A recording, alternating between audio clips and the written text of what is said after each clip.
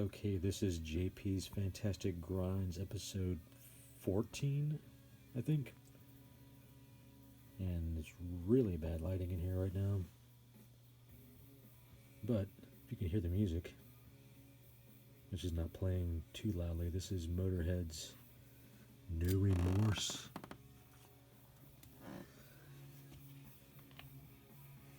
And another autographed album.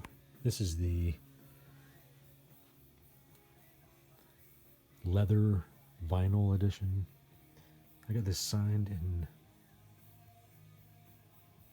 I think it was September of 2015 on Motörhead's final tour in San Francisco. Saxon was opening. What's with this lighting? It's horrible. What's the deal with that?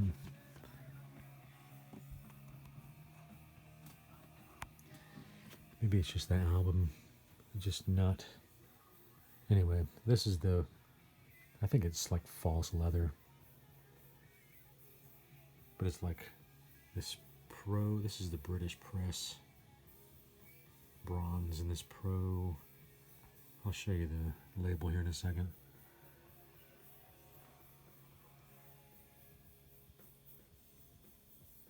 But I used to, this was my first Motörhead album. I had this on cassette back in the, when it came out. I was obsessed with,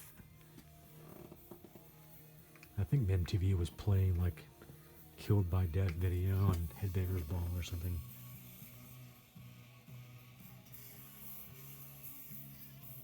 Yeah, this is the odd label. It has a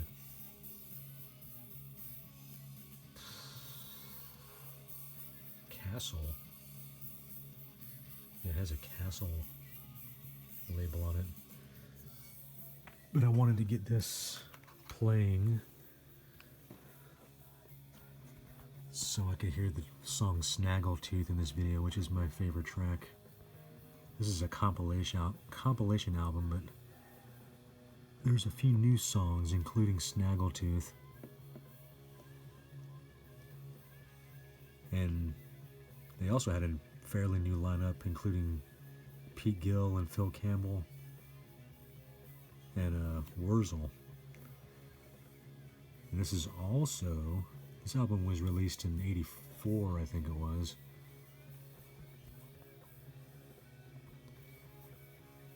This is also the year, I believe, that they were on The Young Ones. And that, I think that show was being shown on MTV back in the day. And I remember seeing that episode with Motörhead playing Ace of Spades. And yeah, it was just iconic. My neighbor was also into metal, and I almost got to see my first Motörhead concert on that tour. And Merciful Fate was touring with them. But I didn't get to go because my neighbor wouldn't take me. I was like, I was like 16 years old or something.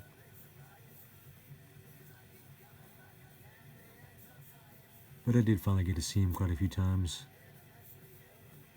Wish I had seen that tour, but later on I heard Merciful Fate didn't even play because the Virginia's so conservative. They didn't even, for some reason, they just didn't play because they got so much protest. But this is the song Snaggletooth. Just brilliant.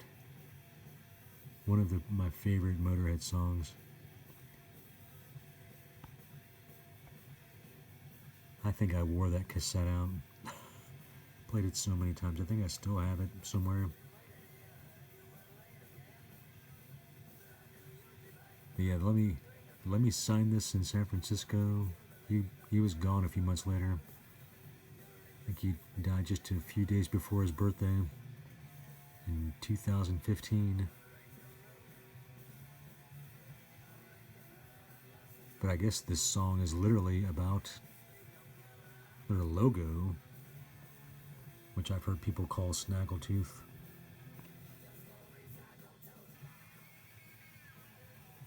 Yeah, this...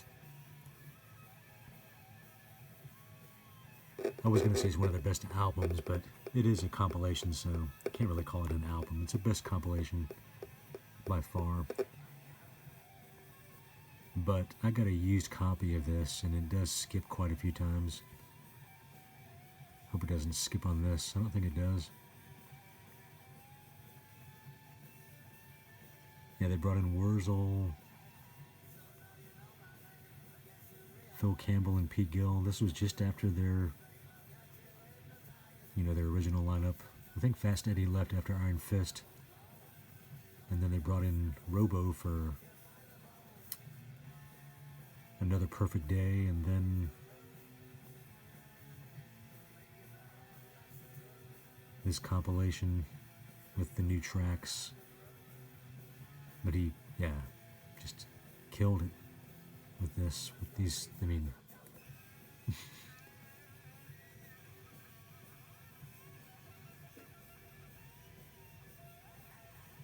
new recording. Kill by Death was a new recording. Snaggletooth, Steal Your Face,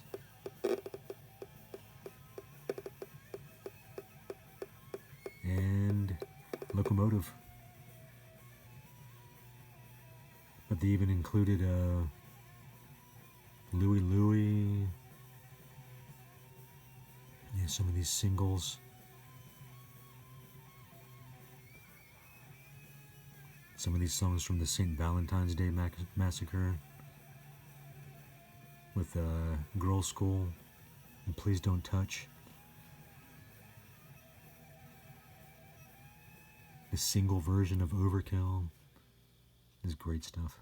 But yeah, had to throw in some Motörhead. Oh, and a little shot of Jack. Here's for you, Lemmy. I'll see you in Valhalla.